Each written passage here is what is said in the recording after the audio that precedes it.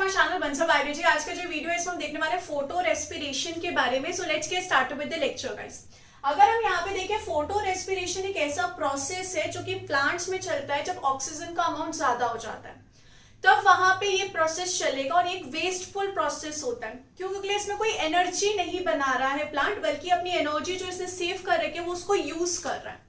इस कंडीशन में plant O2 को लेता है और CO2 को रिलीज करता है, जबकि फोटोसिंथेसिस में वो CO2 को लेता है और O2 को रिलीज करता है। तो फोटो रेस्पिरेशन जो हम बोल सकते हैं फोटोसिंथेसिस का टोटली अपोजिट स्टेप है। अगर हम यहाँ पे देखें, यहाँ पर तीन ऑर्गेनेल्स इन्वॉल्व होती है, क्लोरोप्लास्ट, पेरोक्सिसोम एंड माइटोकॉन्ड्रिया। याद कैसे रख सकते हैं? क्यूट PM से याद रख सकते हैं। क्यूट से क्लोरोप्लास्ट, P से पेरोक्सिसोम एंड M से माइटोकॉन्ड्रिया। अगर हम यहाँ पे शुरुआत करें तो शुरुआत किससे होती है? शुरुआत यहाँ पर एक मॉलिक्यूल से होती है जिसका नाम होता है RUBP। RUBP जो है यहाँ पे कितने कार्बन का होता है? 5 कार्बन का होता है। इसके कितने मॉलिक्यूल्स आएंगे? 2 मॉलिक्यूल आएंगे। ये जो RUBP है इस पे कौन एक्ट करता है? इस पे एक एंजाइम एक्ट करता है जिसका नाम होता है रुबिस्को। और ये जो रुबिस्को है इसकी ऑक्सीजनेज एक्टिविटी काम करती है, क्योंकि हम यहाँ पे क्या करें, हम यहाँ पर एडिशन करें ऑक्सीजन का। इस कंडीशन में क्या किया जाएगा? इस कंडीशन में 2 ऑक्सीजन मॉलिक्यूल को ऐड किया जाएगा और यहाँ पर टोटल 2 मॉलिक्यूल बनेंगे डिफरेंट टाइप के। एक यहाँ पे बनेगा 2-फॉस्फोग्लाइकोलेट। 2-फॉस्फोग्लाइकोलेट जो कि कितने कार्बन का बना होगा? यहाँ पे 2 कार्बन का ये बना होता है। तो इसके यहाँ पे कितने मॉलिक्यूल बनते हैं? 2 मॉलिक्यूल बनते हैं। प्लस यहाँ पर क्या बनेगा? यहाँ पर बनेगा 2 मॉलिक्यूल ऑफ 3-फॉस्फोग्लिसरेट। ये जो 3-फॉस्फोग्लिसरेट मॉलिक्यूल बना है जिसके पास 3 कार्बन प्रेजेंट होते हैं, ये हमारे अभी किसी काम का नहीं है। फोटो रेस्पिरेशन ये नहीं जाता है। फोटो रेस्पिरेशन कौन जाएगा? फॉस्फोग्लाइकोलेट जाएगा। यानी कि 2 कार्बन वाला फॉस्फोग्लाइकोलेट हम आगे लेकर जाएंगे और हम यहाँ पे क्या करेंगे? फोटो रेस्पिरेशन करेंगे। जो ये फॉस्फोग्लाइकोलेट है, सबसे पहले इससे क्या छीना जाता है? सबसे पहले इसका फॉस्फेट ग्रुप हम यहाँ से इससे छीन लेते हैं। तो यहाँ पर अगर हम इसका फॉस्फेट ग्रुप छीन लेंगे तो क्या बनेगा? ग्लाइकोलेट। कितने मॉलिक्यूल बनेंगे ग्लाइकोलेट के? यहाँ पे 2 मॉलिक्यूल बनेंगे ग्लाइकोलेट के। हमने यहाँ पर क्या किया? हमने यहाँ से इसका फॉस्फेट छीना है। तो यहाँ पर क्या होगा? यहाँ पर 2 इनऑर्गेनिक फॉस्फेट जो है रिलीज हो जाएंगे। H2O यहाँ पे आएगा और इनको रिलीज करवा देगा। इसी के साथ साथ ही मैंने फॉस्फेट ग्रुप हटाया है, तो एंजाइम कौन सा आएगा? फॉस्फेटेज, क्योंकि फॉस्फेटेज का काम होता है फॉस्फेट ग्रुप को रिमूव करवाना। तो यहां पर कौन सा एंजाइम आएगा? फॉस्फोग्लाइकोलेट फॉस्फेटेज, क्योंकि मैंने फॉस्फेट को टाटा बाय बाय कह दिया, तो फॉस्फेटेज। अब ये जो ग्लाइकोलेट है, ये ग्लाइकोलेट क्या करेगा? ये ग्लाइकोलेट आगे सफर में चलेगा और यहाँ पर क्या आ जाएंगे? 2 मॉलिक्यूल ऑफ ग्लाइकोलेट आ जाएंगे हमारे पेरोक्सिसोम के पास। ये ग्लाइकोलेट आगे जाके अब यहाँ पे बनाएगा 2 मॉलिक्यूल ऑफ ग्लाइऑक्सीलेट। जो ग्लाइऑक्सीलेट होते हैं उनके पास कितने प्रेजेंट होते हैं कार्बन? उनके पास भी 2 कार्बन प्रेजेंट होते हैं। अब यहाँ पे ग्लाइऑक्सीलेट आ रहा है, तो इस कंडीशन में क्या किया जाता है? इस कंडीशन में 2 ऑक्सीजन को बुलाया जाता है और यहाँ पर इससे हाइड्रोजन छीन के 2H2O2 निकल जाते हैं। तो अब ये जो 2H2O2 है, इनको क्या किया जाता है? यहाँ पर पेरोक्सिसोम के पास एक एंजाइम होता है कैटालेज, जो कि इनको तोड़ देता है, H2O प्लस O2 में इनको तोड़ देता है। अगर हम यहाँ पे देखें, इसके अलावा यहाँ पर हो क्या रहा है? यहाँ पर आप देख सकते हैं आपने H2 को रिमूव किया है, तो यहाँ पर क्या आएगा? यहाँ पर जो एंजाइम आएगा उसका नाम होता है ग्लाइकोलेट ऑक्सीडेज, क्योंकि यहाँ पर क्या किया है आपने? H2 को रिमूव किया है, तो ऑक्सीडेज आएगा। अब ये जो 2 ग्लाइकोलेट है इसको आप एक अमाइनो एसिड में कन्वर्ट करोगे जिसका नाम होता है ग्लाइसिन अमाइनो एसिड। इसके पास भी कार्बन होते हैं 2। अब आपने ग्लाइसिन अमाइनो एसिड बनाया जिसके पास अमाइनो ग्रुप है, NH3 ग्रुप है। अब ये NH3 ग्रुप ग्लाइसिन के पास आया कहां से? ग्लाइकोलेट बोला, मेरे पास तो था नहीं ना, ग्लाइऑक्सीलेट के पास था, तो ये आपको बाहर से लेना पड़ेगा। और ये कौन देगा? ये यहाँ पे देगा ग्लूटामेट नाम का amino acid. Glutamate 2 amino acids आएंगे और बोलेंगे कोई बात नहीं, तुम हमारा NH3 ले लो। अब अगर इसने अपने NH3 ग्रुप दे दिए हैं तो ये किस में कन्वर्ट हो जाएगा? 2 मॉलिक्यूल ऑफ अल्फा कीटोग्लूटारेट में कन्वर्ट हो जाएगा। इसने अपने अमाइनो ग्रुप दे दिए तो ये अल्फा कीटोग्लूटारेट बना लेगा। अब अगर हम यहाँ पे देखें, यहाँ पर आपने क्या किया? अमाइनो ग्रुप का ट्रांसफर किया, ग्लूटामेट ग्लूटामेट से लेकर ग्लाइऑक्सीलेट को दिया है, तो एंजाइम का नाम तो आप खुद ही बना सकते हैं, क्या होगा, ग्लूटामेट ग्लाइऑक्सीलेट अमाइनो ट्रांसफरेज, क्योंकि आपने किसका ट्रांसफर किया, अमाइनो ग्रुप का ट्रांसफर किया है और ग्लूटामेट से लेकर ग्लाइऑक्सीलेट को दिया है, सिंपल।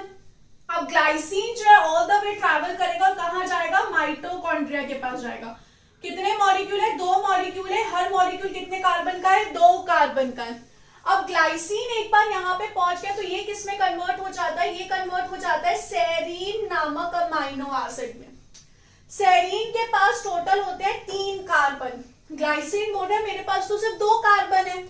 मैंने कहा ग्लाइसिन तेरे पास 2 कार्बन है लेकिन मॉलिक्यूल्स भी तो 2 है तेरे, तो उसने कहा फिर तो मैम 4 कार्बन हो गए। हमने कहा वेरी गुड। अब इस कंडीशन में क्या हो जाएगा, एक CO2 निकल जाएगा, एक कार्बन निकल जाएगा। अगर आपको याद होगा मैंने शुरुआत में ही बोला था फोटो रेस्पिरेशन में एक CO2 निकलता है, ऑक्सीजन आता है, CO2 निकलता है। तो आप देख सकते हैं ऑक्सीजन आया था और CO2 यहां से रिलीज हो गया माइटोकॉन्ड्रिया में।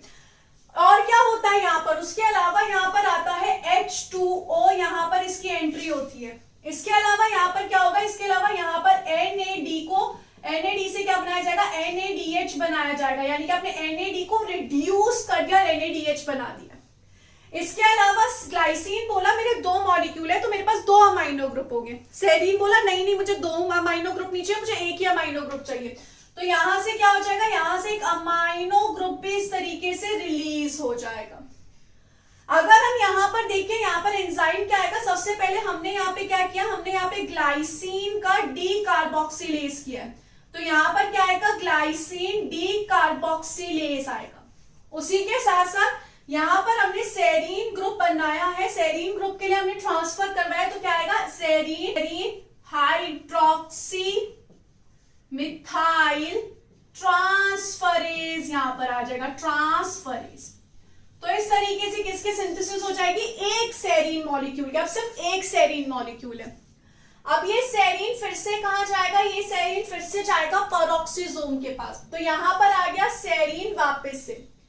अब सेरीन किसके सिंथेसिस करवाने वाला है, सेरीन यहाँ पे सिंथेसिस करवाता है हाइड्रोक्सी पाइरुवेट की, हाइड्रोक्सी पाइरुवेट की यहाँ पर ये सिंथेसिस करवाता है। अब हाइड्रोक्सी पाइरुवेट बोल रहा है मेरे पास भी यहाँ पर अमाइनो ग्रुप नहीं चाहिए मुझे, यहाँ पे मुझे एक भी अमाइनो ग्रुप की जरूरत नहीं है, हटाओ इस अमाइनो ग्रुप को।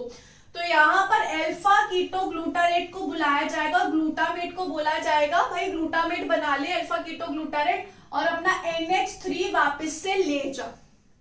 लेकिन इसमें इधर सिर्फ 1 ही सेरीन और 1 ही हाइड्रोक्सी पाइरुवेट है, तो यहाँ पर 1 ही अल्फा कीटो ग्लूटारेट आएगा, सिर्फ एक ही अल्फा कीटो ग्लूटारेट आएगा। तो यहाँ पर आपने ट्रांसफर किया तो एंजाइम ऑब्वियस सी बात है कौन सा आएगा, अमाइनो ट्रांसफरेज आएगा, क्योंकि आपने ट्रांसफर किया अमाइनो ग्रुप का।